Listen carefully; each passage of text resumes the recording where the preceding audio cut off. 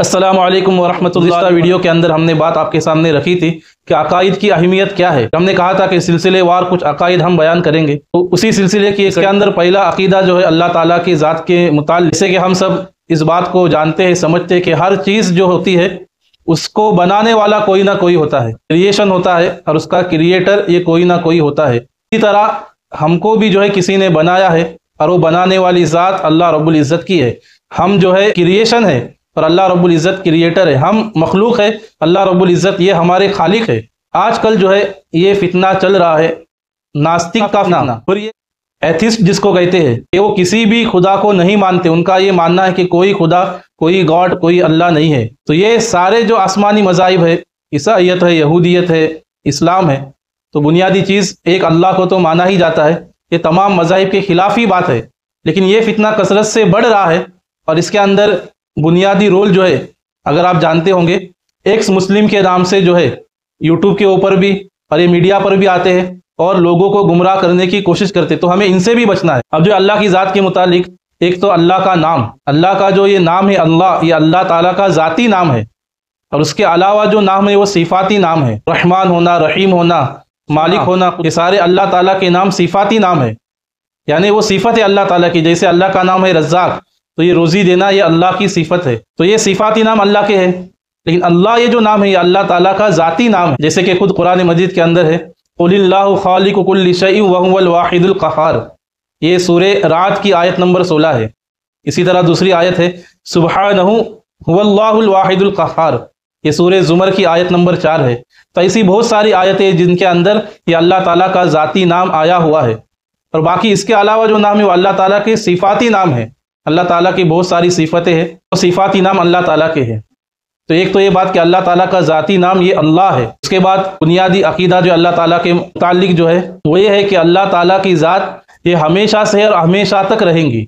हम जो मखलूक है, हमको अल्लाह ने बनाया है, हमारे पैदा होने का एक वक्त है और एक वक्त जो है हम ख़त्म होने वाले हैं। लेकिन अल्लाह ताला की जो ज़ात है वो हमेशा से है और हमेशा तक रहने वाली है। सबसे पहली ज़ात जो है वो अल्लाह रब्बुल इज़्ज़त की है। अल्लाह रब्बुल इज़्ज़त से पहले भी कोई नहीं और अल्लाह रब्बुल इज़्ज़त के आखिर भी कोई नहीं। जैसे कि कुरान मजीद के अंदर है वल अव्वलु वल आखिरु वल ज़ाहिरु वल बातिनु व हुवा बिकुल्लि शैइन अलीम, ये सूरह हदीद की आयत नंबर 3 है। इसी तरह एक हदीस मुबारक के अंदर आया है अल्लाहुम्मा अंतल अव्वलु फलैसा क़ब्लका शैउन व अंतल आखिरु फलैसा बअदका शैउन अंतल ज़ाहिरु फलैसा फ़ौक़का शैउन अंतल बातिनु फलैसा दूनका शैउन। तो अल्लाह रब्बुल इज़्ज़त सबसे पहले है, अल्लाह रब्बुल इज़्ज़त से पहले कोई नहीं। अल्लाह रब्बुल इज़्ज़त सबसे आखिर है, अल्लाह के बाद कोई नहीं, यानी हर चीज़ को फना है। अल्लाह रब्बुल इज़्ज़त ज़ाहिर है, अल्लाह रब्बुल इज़्ज़त बातिन है, यानी अल्लाह रब्बुल इज़्ज़त ही की ज़ात ऐसी है जो हमेशा से है और हमेशा तक रहेंगी। इसको अज़ल और अबद कहा जाता है। अल्लाह रब्बुल इज़्ज़त की ज़ात अज़ली है। अज़ल उसको कहते हैं जिसकी कोई इब्तिदा नहीं, और अबद उसको कहते हैं जिसकी कोई इंतहा नहीं। अल्लाह की ज़ात ऐसी है जो अज़ली भी है और अबदी भी है, कि जिसकी कोई इब्तिदा भी नहीं और जिसकी कोई इंतहा भी नहीं। तो अल्लाह की ज़ात ये हमेशा रहने वाली है और कभी भी ख़त्म होने वाली नहीं है। अल्लाह की ज़ात ये हमेशा ज़िंदा रहने वाली है। व तवक्कल अलल हय्यिल लज़ी ला यमूत, सूरह फुरक़ान की आयत नंबर 58 है। इसी तरह कुल्लु शैइन हालिकुन इल्ला वजहा, सूरह क़सस की आयत नंबर 88 है। इस आयत के अंदर बयान है कि हर चीज़ फ़ना होने वाली है, अल्लाह रब्बुल इज़्ज़त की ज़ात ये बाकी रहने वाली है। इसके अलावा और भी आयत है जिस बात पर दलालत करते हैं कि अल्लाह रब्बुल इज़्ज़त की ज़ात हमेशा बाकी रहने वाली है, कभी फना होने वाली नहीं है। तो ये अल्लाह रब्बुल इज़्ज़त के मुताल्लिक जो है ये हमारे अकायद है कि अल्लाह रब्बुल इज़्ज़त की ज़ात हमेशा से है और हमेशा रहने वाली है। अल्लाह रब्बुल इज़्ज़त की ज़ात ज़िंदा है, कभी उसके ऊपर मौत आने वाली नहीं है। देखिए ज़िंदगी की किस्में, अल्लाह रब्बुल इज़्ज़त ने हमें भी ज़िंदगी दी है, लेकिन अल्लाह रब्बुल इज़्ज़त की ज़िंदगी उसके अंदर फ़र्क है, और फ़र्क ये है कि अल्लाह रब्बुल इज़्ज़त को कभी मौत नहीं है। अल्लाह रब्बुल इज़्ज़त हमेशा से और हमेशा तक रहेंगे। हमारी ज़िंदगी में फ़र्क है, एक तो हमारी दुनियावी ज़िंदगी है कि हम पैदा होते हैं, दुनिया में रहते हैं, फिर अपनी मौत के वक्त हम मर जाते हैं। फिर एक है बरज़खी हयात, ये कब्र के अंदर की ज़िंदगी क़यामत तक के, ये बरज़खी हयात इसको कहते हैं।